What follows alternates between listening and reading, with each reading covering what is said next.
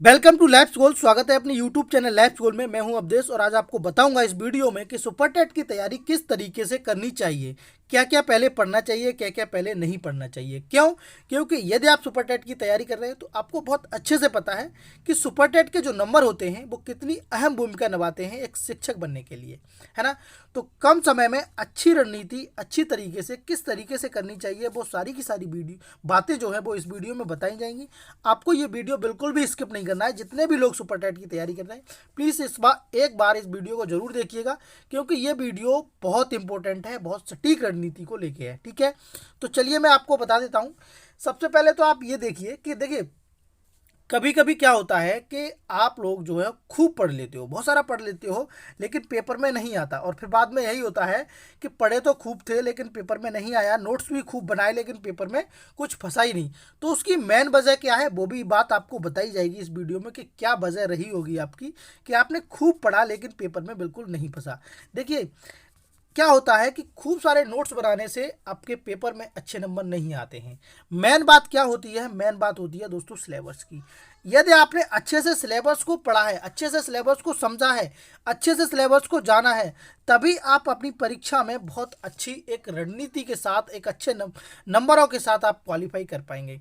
मैं आपको बता दूं कि सुपर टेट में क्वालिफाई करना ही एक अच्छी बहुत बड़ी कामयाबी नहीं है। सुपर टेट में अच्छे नंबर ला के उत्तर प्रदेश लेवल पर अपनी रैंक अच्छी बनाना भी एक बहुत बड़ी जिम्मेदारी हो जाती है। ठीक है, तो आपको इस बात को बहुत अच्छे से ध्यान में होना चाहिए कि सुपर टेट में 90 नंबर लाना ही एक बड़ी बात नहीं है। सुपर टेट में दोस्तों अच्छी परसेंटेज लाना बहुत बड़ी बात है, अच्छे नंबरों को लाना बहुत बड़ी बात है। यहाँ पर दो कैटेगरी के लोग पेपर देंगे, एक कम एकेडमिक वाले, एक ज़्यादा एकेडमिक वाले। ठीक है, ज़्यादा एकेडमिक वालों का फोकस रहेगा 90 नंबर, कम एकेडमिक वालों का फोकस रहेगा 90+ नंबर। ठीक है, तो दोनों ही लोग सुन लीजिए। यदि आप अपनी तैयारी अच्छे से नहीं करेंगे तो न तो आप 90 अच्छे से कर पाएंगे न 90+ कर पाएंगे। देखिए तैयारी को, क्योंकि 14 सब्जेक्ट हैं आपको, ठीक है, और 14 सब्जेक्ट में किस तरीके से पढ़ना है, क्या क्या पढ़ना है, क्या क्या नहीं पढ़ना है भी, वो सारी की सारी बातें मैं आपको इस वीडियो में बताने वाला हूँ। यदि वीडियो बहुत लंबा हो जाए छोटा सा, तब भी आपको बिल्कुल स्किप नहीं करना है। बहुत अच्छे से 10 मिनट का वीडियो है, सुन लीजिए और फिर आप अपनी तैयारी जो है जहाँ जिस कोचिंग में जिस यूट्यूब से जहाँ भी पढ़नी है आप पढ़िए बहुत अच्छे से। लेकिन इस बात को जरूर समझिएगा आप लोग, है ना। देखिए मैं आपको बता दूं, यहाँ पर सबसे पहले बात करेंगे कि सुपर टेट एग्ज़ाम 2022 की लेके। और मैंने आपको बताया कि जब तक आप अपनी सिलेबस को अपनी टेबल पर प्रिंट करा के नहीं रख पाएंगे तब तक आप अच्छे नंबर नहीं ला पाएंगे। देखिए हर एक पेपर का कोई भी पेपर ले लीजिए, चाहे तो फिर यूपी पीसीएस ले लीजिए, चाहे आईएएस ले लीजिए, चाहे सुपर टेट ले लीजिए, रेलवे ले लीजिए, एसएससी ले लीजिए, बैंक ले लीजिए, कुछ भी ले लीजिए दोस्तों, अहम भूमिका जो निभाता है वो सिलेबस ही निभाता है। आपको पता होगा एक कहावत है कि लड़ाई लड़ने जाने के लिए एक रणनीति की और हथियारों की ज़रूरत होती है। और क्या क्या उस लड़ाई में चाहिए जो दोस्तों, क्या क्या ज़रूरत है उस लड़ाई में, उसकी भी ज़रूरत होती है। तो वही इसी तरीके से सेम मान लीजिए कि सुपर टेट में कौन कौन से सब्जेक्ट पढ़ने हैं, कौन कौन से टॉपिक पढ़ने हैं, कौन कौन से टॉपिकों में से क्या क्या पढ़ना है और कितना कितना पढ़ना है, ये सारी बातें आपको शायद ही किसी कोचिंग इंस्टीट्यूट में बताई जाती हों। आप जाते हैं कोचिंग में और वहाँ जो भी है पढ़ाना स्टार्ट हो जाता है। अगर उसमें हिस्ट्री आ गया है तो पूरा का पूरा हिस्ट्री, मॉडर्न और सारी की सारी बातें, पॉलिटी, ज्योग्राफी, इकोनॉमिक, पता नहीं क्या क्या पढ़ाया जाता है।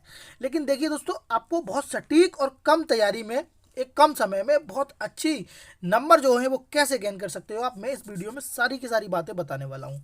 ठीक है, तो मैंने आपको एक बात बताई कि कुछ भी कर लीजिए, आपको सिलेबस के इधर उधर बिल्कुल नहीं भागना है। पहली बात, मेन बात होती है सिलेबस।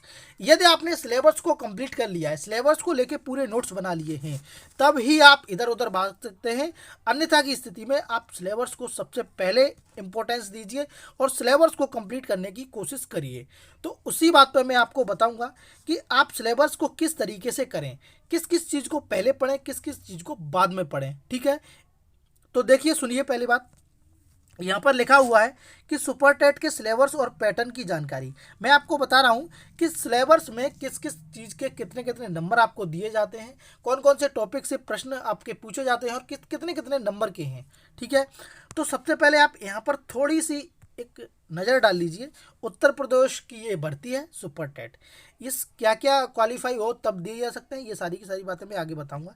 देखिए अभी तक दो परीक्षाएं हुई हैं, एक दोस्तों लिखित हुई है और एक दोस्तों ऑब्जेक्टिव हुई है। ठीक है, दो भर्तियां हुई हैं अभी तक सुपर टेट को लेके, तो दोनों में एक लिखित हुई है और एक ऑब्जेक्टिव हुई है। ठीक, ये जो भर्ती होती है दोस्तों, ये प्राथमिक स्तर के लिए होती है, प्राइमरी लेवल के लिए होती है, 1 to 5 के लिए होती है। ठीक है, 1 से 5 तक के लिए।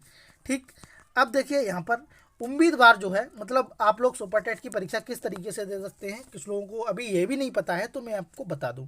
देखिए, उम्मीदवार को सुपर टेट की परीक्षा में सफल होने के लिए न्यूनतम अंक लाना है, ये बात तो आपको पता है, जो भी आयोग तय करेगा। पिछली बार दोस्तों 90 रखे गए थे, आगे 90 और 97, आगे क्या रखा जा सकता है वो आगे निर्भर होगा। इसमें अगर बैठना है आपको तो केवल और केवल दोस्तों टीईटी यानी कि यूपी टेट और सीईटी सी टेट की जो परीक्षा है वो पास करनी है। ओबीसी एससी वालों के लिए 82 नंबर लाने हैं दोस्तों, और जनरल वालों के लिए 90 नंबर। यदि आपके 82 और 90 नंबर हैं तो आप सुपर टेट की तैयारी कर सकते हैं। इसी के साथ साथ एक चीज़ और है, यदि आपने बीटीसी बीएड डीएड वगैरह किया हुआ है तभी आप सुपर टेट और सी टेट दे सकते हैं और उसके बाद सुपर टेट की परीक्षा में बैठ सकते हैं। ठीक है, समय इसमें 2.5 घंटा होता है, ये बात आपको पता है।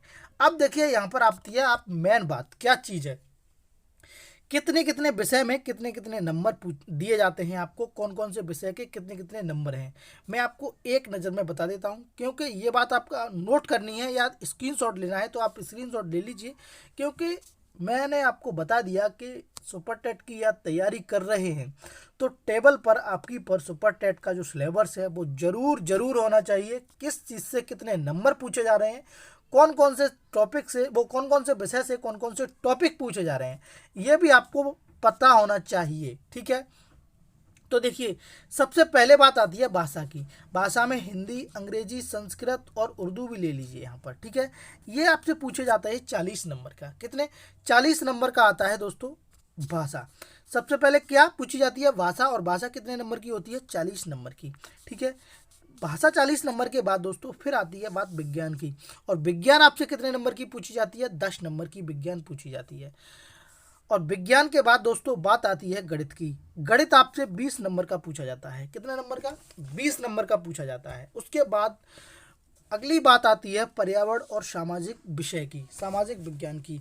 तो इसमें मैं टॉपिक भी बताऊंगा आगे, आप लोग यहाँ पर बस ओनली देख लीजिए कि कितने कितने नंबर से कितने कितने नंबर किस किस विषय में दिए जाते हैं। तो पर्यावरण एवं सामाजिक विज्ञान में दोस्तों 10 नंबर दिए जाते हैं। उसके बाद शिक्षण पद्धति, शिक्षण पद्धति से भी आपके 10 नंबर आते हैं। और शिक्षण पद्धति के बाद दोस्तों, शिक्षण पद्धति के बाद बाल मनोविज्ञान, और बाल मनोविज्ञान से भी 10 नंबर आते हैं। बाल मनोविज्ञान के बाद एक और बहुत इंपॉर्टेंट है और वो है सामान्य विज्ञान एवं करंट अफेयर्स। इससे दोस्तों 30 नंबर आपसे पूछे जाते हैं। यहाँ पर इन्होंने एक चीज़ और नहीं लिखी है, कला संस्कृति, ये इसी में है दोस्तों, 2-3 क्वेश्चन आ जाते हैं। तो 30 नंबर सामान्य विज्ञान और करंट अफेयर्स से आपके पूछे जाते हैं। इसका स्क्रीनशॉट लेना है तो ले लीजिए, मैं आगे बढ़ रहा हूँ। अभी और सब्जेक्ट है, मैंने आपको बताया था 14 सब्जेक्टों को किस तरीके से तैयार किया जाए, वो सारी की सारी बातें इस वीडियो में बताई जाएंगी आपको, और बहुत अच्छे से बताई जाएंगी, प्रैक्टिकली तौर पर बताई जाएंगी जो चीज़ की गई हैं। ठीक है, इतना समझ गए आप लोग, आगे बढ़िए। देखिए करंट अफेयर्स आपने 30 नंबर का पढ़ा। उसके बाद दोस्तों तार्किक ज्ञान 5 नंबर का आता है, सूचना प्रौद्योगिकी दोस्तों 5 नंबर की आती है, और रीजनिंग वगैरह भी 10 नंबर का इसमें आ जाता है, और भी हो सकता है कुछ। टोटल 150 अंक होते हैं, कितने होते हैं, टोटल 150 अंक होते हैं दोस्तों। ये आपको एक नंबर का एक क्वेश्चन होता है, 150 क्वेश्चन आते हैं आपके, 2.5 घंटे में करने होते हैं। ठीक है, अब देखिए एक बात समझिए, ये आपने 14 सब्जेक्ट हैं लगभग, ये कंबाइंड यहाँ पर कुछ कर दिए हैं, लेकिन सब्जेक्ट जो है वो 14 सब्जेक्ट हैं। 14 सब्जेक्टों को किस तरीके से कहाँ कहाँ क्या क्या पढ़ना चाहिए वो मैं आपको बताऊंगा। इससे पहले मैं आपको टॉपिक बता देता हूँ कि देखिए टॉपिक किस किस चीज़ से क्या क्या पूछा जा सकता है। अगर भाषा की बात करें तो व्याकरण और समझ, यानी कि हिंदी, अंग्रेजी, संस्कृत, इसमें पैसेज वगैरह भी आ जाता है। ठीक है, गणित की बात करें तो गणितीय क्रियाएं, विभेदीकरण, चक्रवृद्धि ब्याज, सामान्य ज्यामिति और ये लाभ हानि और ये संख्यात्मक क्षमता, अनुपात, प्रतिशत आंकड़े, ये चीज पूछी जाती है। फिर मैं विज्ञान की बात करूं दोस्तों, विज्ञान में पदार्थ की स्थिति, गति, बल, ऊर्जा, प्रकाश, ध्वनि, दैनिक जागरण की क्रियाएं दोस्तों, मानव शरीर के जीव, स्वास्थ्य, पर्यावरण, प्रकृति एवं संसाधन, ये चीज़ पूछी जाती है। अब ये चीज़ अगर मैं एक एक चीज़ पढ़ पढ़ के सुनाऊंगा तो बहुत वीडियो लंबा हो जाएगा। मेन काम की चीज़ आपको बताऊंगा अभी थोड़ी देर में, बस यहाँ पर एक एक नज़र डालिए, ठीक है। उसके बाद है पर्यावरण एवं सामाजिक विज्ञान, और पर्यावरण एवं सामाजिक विज्ञान में पृथ्वी की संरचना, यातायात, सड़क सुरक्षा और प्रणाली, सामान्य भूगोल, भारतीय संविधान, वर्तमान भारतीय अर्थव्यवस्था और चुनौतियों से भी बात करेंगे, ठीक है। उसके बाद बाल मनोविज्ञान, बाल मनोविज्ञान में क्या क्या आ जाता है वो आप देख लीजिए। बाल मनोविज्ञान को प्रभावित करने वाले कारक, ये चीज़ें आपको बीटीसी, बीएड, जो भी है चीज़ें पढ़ी होंगी आपने। उसके बाद संख्या पद्धति, संख्या वो शिक्षण पद्धति में शिक्षण कौशल, सीखने के सिद्धांत, विकास और माप के तरीके, ये चीज़ भी आती है, ठीक है। उसके बाद तार्किक ज्ञान भी आप देखिए, तार्किक ज्ञान में ये चीज़ें, सामान्य ज्ञान, वर्तमान मामले, घटनाएं, राष्ट्रीय अंतर्राष्ट्रीय घटनाएं, कला एवं संस्कृति, ये 30 नंबर वाला पोर्शन है और सबसे ज़्यादा पोर्शन यही है, सबसे ज़्यादा पूछा जाता है, सबसे ज़्यादा नंबरों वाला। सूचना प्रौद्योगिकी में तकनीकी, कंप्यूटर, इंटरनेट, शिक्षण और उपयोगी, अनुप्रयोगी, सारी की सारी बातें आपसे पूछी जाती हैं। उसके बाद प्रबंधन एवं योग्यता, संवैधानिक और मूल, शिक्षक की प्रेरणा और दंड, पेशावर आचरण की बातें, ये बातें भी आपसे पूछी जाती हैं, सारी की सारी बातें। अब देखिए ये आपने देखा कि किस तरीके से टॉपिक्स दिए गए हैं और किस तरीके से सब्जेक्ट के जो हैं वो कितने कितने नंबर आते हैं, ठीक है। अब ये चीज़ें आपने जान ली। अब उसके बाद किस तरीके को, किस सब्जेक्ट को सबसे पहले उठाना चाहिए, किस सब्जेक्ट को सबसे बाद में उठाना चाहिए, ये बात मैं आपको बता दूं, क्योंकि यही बात सबसे मेन होती है और यहीं पर बात अटक जाती है, ठीक है। तो आप अच्छी रणनीति के साथ एक अच्छी तैयारी करना चाहते हैं तो ये बात मेरी सुन लीजिए, क्योंकि ये बहुत इंपॉर्टेंट बात है। अब देखिए मैं आपको यहाँ बता दूँ कि क्या चीज़ आपको सबसे पहले पढ़नी चाहिए और क्या चीज़ सबसे बाद में चलनी चाहिए, ठीक है। तो सबसे पहले आपको देखिए सबसे पहले आपको पढ़ना चाहिए, सबसे पहले आपको पढ़ना चाहिए वो पढ़ना चाहिए आपको भाषाएं, ठीक है। सबसे पहले क्या पढ़ना चाहिए, भाषाएं पढ़ना चाहिए। और भाषाओं में आपको बता दूं, देखिए एक सेकंड रुक जाइए। सबसे पहले आपको क्या पढ़ना है, भाषाएं पढ़नी है, और भाषाओं में आपको हिंदी, अंग्रेजी और संस्कृत, ये चीज़ आपको बहुत अच्छे से पढ़नी है। भाषाओं को एकदम अपनी बिल्कुल कंफर्म तरीके से आप तैयार कर लीजिए। यदि आपकी हिंदी तैयार है तो अंग्रेजी तैयार करिए, संस्कृत तैयार है तो अंग्रेजी, तीनों भाषाएं आपसे पूछी जा सकती हैं। टेट और सीटेट की तरह नहीं है कि एक इंग्लिश या संस्कृत में से एक जो है वो ऑप्शन चुन लीजिए, यहाँ पर तीनों पूछी जाती हैं। तो इस वजह से आपको जो भाषाएँ हैं वो तैयार करनी है पूरी अच्छे से, ठीक है। उसके बाद भाषाओं के बाद बात आती है शिक्षण पद्धति की। तो देखिए मैं आपको बता दूं, शिक्षण पद्धति में मैं आपको बता दूं, देखिए शिक्षण पद्धति में आपने बीटीसी या बीएड या डीएड जो भी किया हुआ है, ठीक है, उसमें आपने पढ़ा होगा बाल मनोविज्ञान। बाल मनोविज्ञान पढ़ा है तो सारी की सारी बातें वही हैं, बिल्कुल भी घबराने की बात नहीं है, बिल्कुल भी इधर उधर बात करने की कोई ज़रूरत ही नहीं है, क्योंकि वही सब बीटीसी बीएड वाला ही आता है। ये बात आप प्रीवियस पेपर उठा के देखेंगे तो आएंगे। दूसरी बात, एक व्यवहारिक ज्ञान भी आता है शिक्षण पद्धति से लेके, मानव को जीवन कौशल वगैरह उनसे हैं, तो कुछ भी नहीं है। 20 नंबर का ये है, आपको ज़्यादा पढ़ना नहीं है इसमें। भाषाओं के बाद ये तैयार कर लेना है, ठीक है। उसके बाद कुछ लोगों की जो शिकायत रहती है कि गणित ठीक नहीं है हमारा गणित, तो जितना आप गणित में कर पाएँ उतना आप गणित की तैयारी पहले करिए, ठीक है। गणित की तैयारी पहले करिए, जितनी भी तैयारी कर पाएँ आप गणित की तैयारी करिए, ठीक है। उसके बाद दोस्तों, गणित के बाद सबसे अहम भूमिका, अगर सुपर टेट की बात की करें हम, सुपर टेट में अगर पूछी जाती है सबसे अहम भूमिका तो वो है आपकी जीएस, ठीक है, जीएस करंट अफेयर्स। तो वही इस वीडियो में मैं आपको बता दूं, देखिए ये है, ठीक है, जीएस और करंट अफेयर्स, ठीक। ये अब इसमें क्या क्या है मैं आपको बता दूं, देखिए जीएस में 10 नंबर का आपसे पूछा जाता है पर्यावरण और सामाजिक पद्धति, ठीक है। इसमें सामाजिक विज्ञान में दोस्तों, ये विज्ञान है, सामाजिक विज्ञान में भूगोल, राज्य व्यवस्था और इतिहास। अब क्या यहाँ पर मैंने ये लिख दिया, अब आपको सारा का सारा नहीं पढ़ना है इसमें, भूगोल भी पूरा नहीं पढ़ना है, पॉलिटी भी पूरी नहीं पढ़नी है, इतिहास भी पूरी नहीं पढ़नी है। मैं आपको नेक्स्ट वीडियो में बताऊंगा कि किस किस सब्जेक्ट से कितने कितने टॉपिक्स और किस किस किताब से पढ़ने चाहिए। ठीक है, आप यहाँ पर ये देख लीजिए कि 10 नंबर का आपसे पर्यावरण और सामाजिक विज्ञान पूछा जाएगा। ये आपके 10 नंबर जो है वो टेट में आप तैयारी करें हैं वो कवर कर लेंगे लगभग लगभग, मुझे ऐसा लगता है। उसके बाद आपको सबसे ज़्यादा पढ़ने की ज़रूरत है वो दोस्तों करंट अफेयर्स और कला एवं संस्कृति की है। ठीक है, ये बात आपको बहुत अच्छे से याद रखनी है कि करंट अफेयर्स आपकी अहम भूमिका निभाएगी इस पेपर में। करंट अफेयर्स को डेली के डेली, साप्ताहिक, वीकली, मंथली या वार्षिक कैसे भी पढ़ना है, पढ़िए करंट अफेयर्स को डेली डेली। ठीक है, उसके बाद सूचना प्रौद्योगिकी पढ़नी है और उसके बाद विज्ञान पढ़नी है।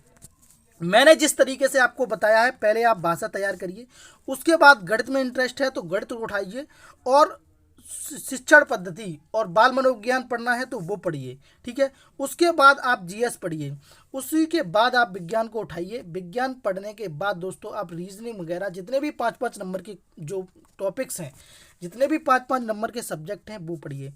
पहले आप ठोस ठोस नंबर जानिए। ठीक है, तो आपने देखा कि देखिए 40 नंबर की भाषा हो गई, 40 नंबर की आप भाषा तैयार कर लेंगे। उसके बाद 20 नंबर ये बिल्कुल फ्री के हैं जो कि आपने अपने पहले ही पढ़ चुके हैं। ठीक है, तो इसमें रिवीजन करने की ज़रूरत है, इसमें ज़्यादा पढ़ने की ज़रूरत नहीं है। आपका गणित अच्छा है तो आप गणित लगाइए, रिवीजन करिए। ठीक है, उसके बाद जीएस में आपको बहुत अच्छे से पढ़ना है, और जीएस लगभग 55 नंबर का होता है दोस्तों, और 55 नंबर में से आपकी ये कोशिश रहनी चाहिए कि 50 से 45 के बीच में आपके नंबर आना चाहिए। ठीक है, तो आपको इस तरीके से एक बार पीडीएफ देख लीजिए। मैं आपको बता दूं, पहले भाषाओं को पढ़िए, उसके बाद शिक्षण पद्धति, बाल मनोविज्ञान को पढ़िए जो कि आपका रिवीजन करना है टेट सी टेट में, और बीटीसी बीएड में आप बहुत पढ़ चुके हैं।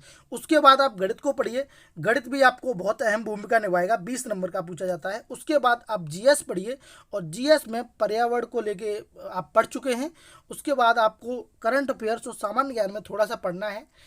फिर दोस्तों विज्ञान को उठा लीजिए, विज्ञान में आपको बायोलॉजी सबसे अधिक पढ़नी है। उसके बाद सूचना प्रौद्योगिकी, उसके बाद रीजनिंग वगैरह ये चीज़ उठाइए। अभी 5-5 नंबर के जितने भी सब्जेक्ट हैं उनको अलग करके 10-10 नंबर के, 20-20 नंबर के, 30-30 नंबर के जो भी सब्जेक्ट हैं उनको एकदम कठोर एकदम सटीक अच्छी रणनीति के साथ तैयार कर लीजिए। ठीक है, कौन कौन सी किताब पढ़नी है, क्या क्या पढ़ना है और सिलेक्शन की प्रोसेस क्या है, ये अगली वीडियो में बताएंगे। तब तक के लिए धन्यवाद।